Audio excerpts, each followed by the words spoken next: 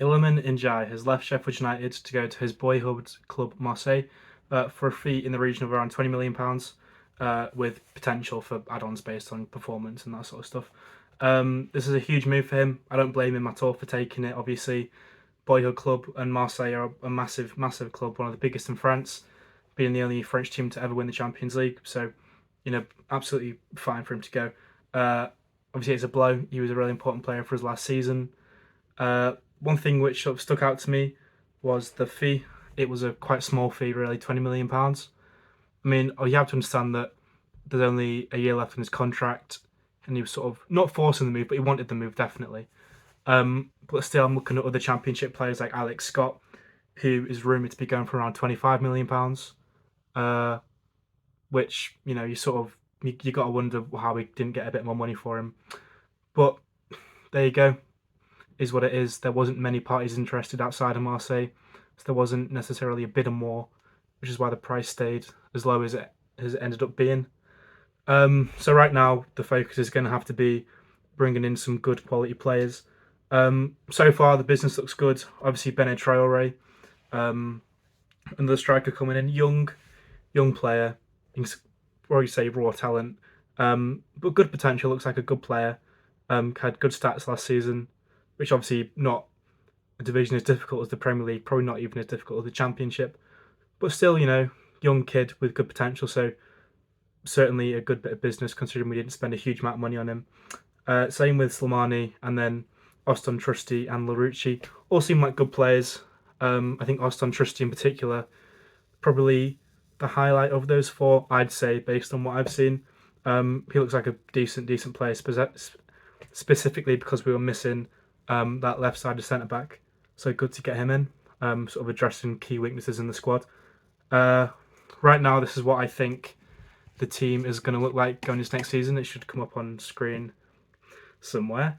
I actually think we're going to move around the positioning of the midfield ready for next season, because last season we sort of played with a 3-4-1-2, and I think we're going to change that to a 3-5-2. I think instead of playing with a number 10, we're going to move to playing with a DM and 2 8s, because I think in the Premier League you're sort of going to struggle if you're playing with a number 10. I don't think there's enough space with how everyone's trying to press nowadays, and there's again lack of space. And then also defensively, I don't know if in the Prem you can get away with having a player who on top of your two forwards is also focusing more on attacking output than defensive. So I think moving to 2 8s where they're going to get up and down the pitch, and then obviously with a 6 give a bit of defensive cover as well. If the fullbacks bomb on,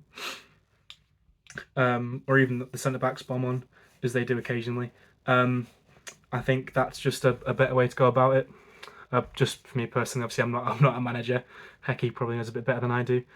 But yeah, this is the current shape of the squad, with the new signings added in. So I think we have good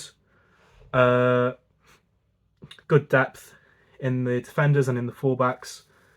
Midfield looks a little bit light, I think. Obviously, with Fleck just going out with an injury, we've got we need to look at bringing in another midfielder to fill that position.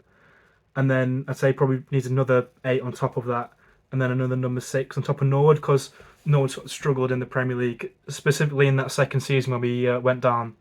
I think he struggled again with the sort of lack of space. He needs a bit more space around him, but hopefully if you stick in 2 8s, it gives him a bit more cover, really, to do what he does best, which is, sort of slow games down, control them a little bit, hit long balls. And then, so they're three signings. I think we need 2 8s and a 6. And then also in the sort of half space where I've put down Traore and Brewster, I think that's where we need to put an Ndiaye replacement who can sort of play off McBurney as, that sort of second striker. I'm not sure who's going to be a second choice behind McBurney, so I've just put all 4 strikers down there because we're not really sure yet. But I imagine the order will be McBurney first choice, Traore second choice. I think Traore can also play off McBurney as well, to be fair. And then sort of Jeb and Brewster third choices. I think Brewster's sort of really hasn't worked out as a transfer, I think, especially considering how much we paid for him. The promise of that sort of young player just hasn't come to fruition at all. I think he's had really poor seasons for us. obviously injuries haven't helped, but yeah, I think this is sort of the end of the Brewster era. I think this will be his last season, really. And then Jebison, good talented young player. Obviously got sent off against Wrexham in that sort of infamous FA Cup game now. He lashed out at a player. But he's a young guy, you know. It's easy to make those sort of mistakes when you're young and just sort of lash out at people, I suppose. And then I think we also need to look at the goalkeeper situation. I think Wes was good for us. He's been a good player in the Championship, but I'm not sure if he's a Premier League quality. We're talking about Wes. League One Wes. I think Adam Davis, certainly isn't good enough to be a second choice keeper in the Prem. I think when he played for us last season following Wes' suspension, it really didn't look good. Shaky every time there was a shot at him. I thought we were going to concede. I think it was a game against Cardiff, if I'm not mistaken, maybe Swansea, one of the Welsh ones, where he was in net, and I was not confident at all. But yeah, I think Hecky's got a good track record of bringing in players on the cheap. We can look at Anal. I'm not even going to attempt to pronounce his second name. It cost about £4.5 million, and I'd say it was one of the best defenders in the Championship last season. And then obviously we can look at some of the loan signings we've got in. I think we just got a good track record. Obviously, looking at Tommy Doyle and then James McAtee as well. Obviously both loans, but still shows that he can identify good talented players.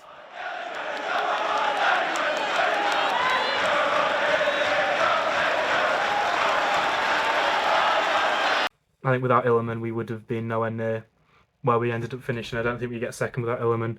I think you can argue we wouldn't get top 6 without Iliman. I mean, I've just got some stats here. So in the league, 14 goals, 11 assists. That's not to mention big goals in your FA Cup against Tottenham Hotspur, where he came off the bench and bagged a good goal to get us through into quarterfinals. And then this is just some stats when he's compared to the next 8 competitions. So these are stats from FBref. So this is, so you have the top 5 European leagues, which will be on screen here because I don't know them all off by heart.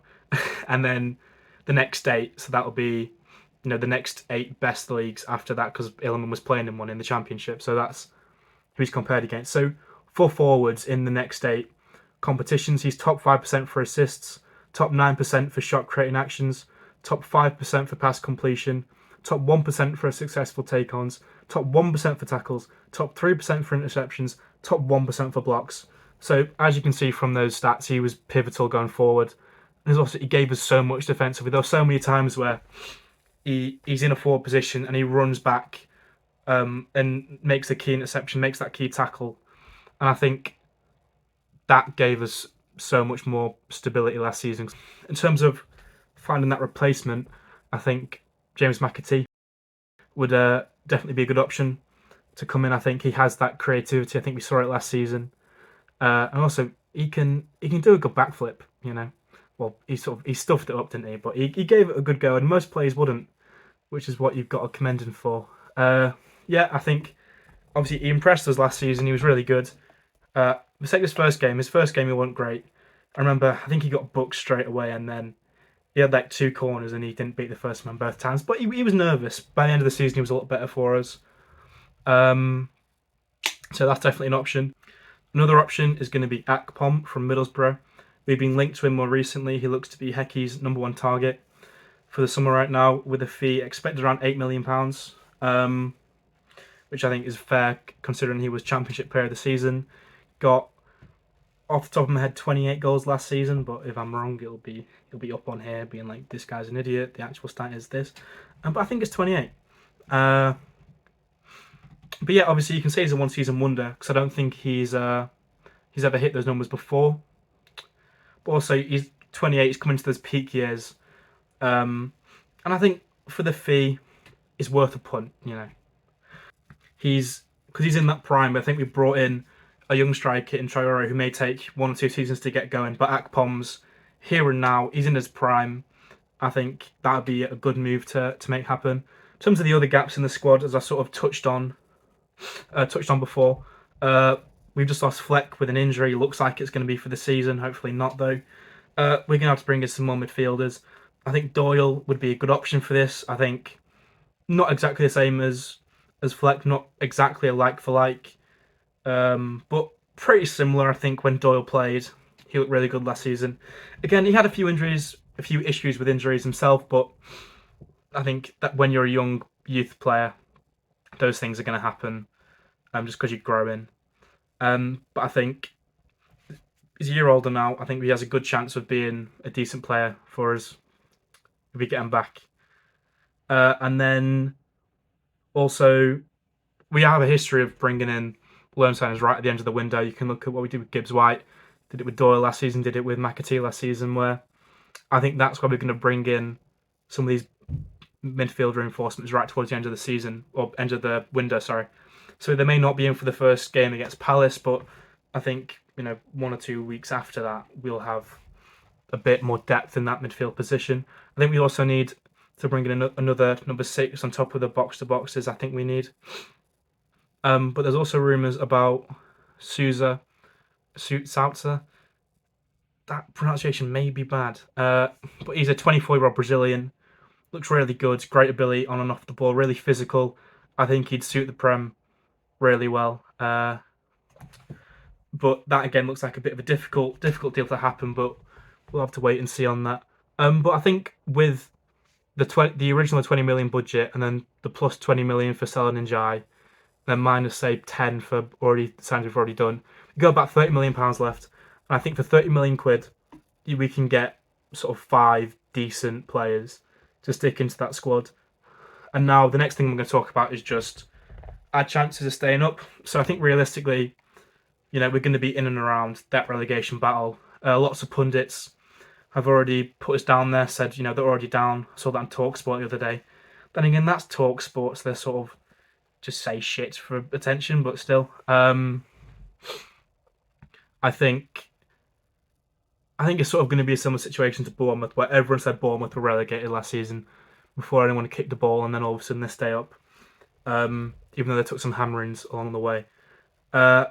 So I think as long as we stay in with a good shot of staying up within January, sorry, if we get to January, I'm still in with a good chance of staying up, I think then we'll get a decent bit of investment into the squad.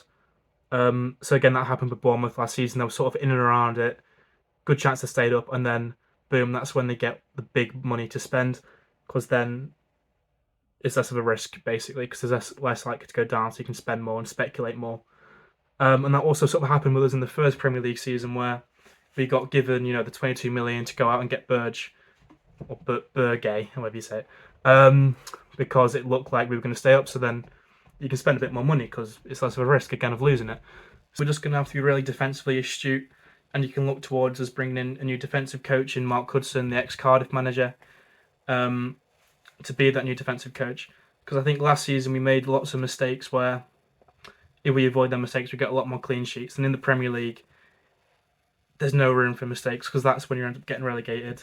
But yeah, keep games low scoring and just try and nick goals where we can. And we can look towards Forest last season even, where I think Forest got pumped a lot of times. There was like a 3-0 here, a 5-0 there. But then every sort of third game, every fourth game, they'd nick a 1-0 win. Or they'd get, a little 1-0, little 2-0 here. I think that's what keeps you up at the end of the day. So keep games low scoring, take goals where you can. That's how you got to stay up. But I think at the end of the day, to stay up, you've got to be better than 3 teams out of the other 19 in the league. And I think we can do it.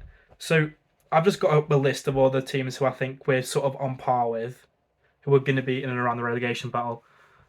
Which I think there's 1 or 2 on here which are a bit, maybe they shouldn't be on there, and I'll speak about that once I've said the list. But so right now, I think Bournemouth, Burnley, Palace, Everton, Fulham, Luton, Forest, Wolves, and West Ham are all going to be around it. I think maybe Bournemouth and Luton are going to be fine. I think Luton are being unfairly trapped. I think because their squad is so tall, like big, strong, physical, I think they'll really suit the Premier League. I think, obviously, I can't say it's a sure bet they'll stay up, but I think they're a lot more likely to stay up than people give them credit for. And then Bournemouth, obviously, they've got in a new manager whose name has slipped my mind, but he'll be here. And they've spent spent some decent money. Like I said, they're looking like they're going to bring in Alex Scott, who's a really talented young guy, on top of already having a decent enough squad. I think those two may be fine, but they'll be in and around it. At least I think we can be better than 3 of them. I mean, in particular, I look at teams like Everton, who have been in the relegation battle what the past 3 seasons maybe, at least in and around it. Particularly the last 2 seasons, they looked awful, and I thought they were going to go down both times. They just managed to stay up both times, but we've seen it with teams like Southampton, where you can only sort of just survive so long. Eventually, there's going to come a point where you are just going to go down when you flirt with relegation that often. But yeah, just to sum up, I'm optimistic for the season ahead. I'm looking forward to see what we can do in the Prem, and let's just prove them wrong all over again. We've done it before. In the first season, we went up. Everyone said we're going to go down. Boom, we stay up. We even push for Europe at points. I think we're going to do it again. I think we're going to stay up the Blades.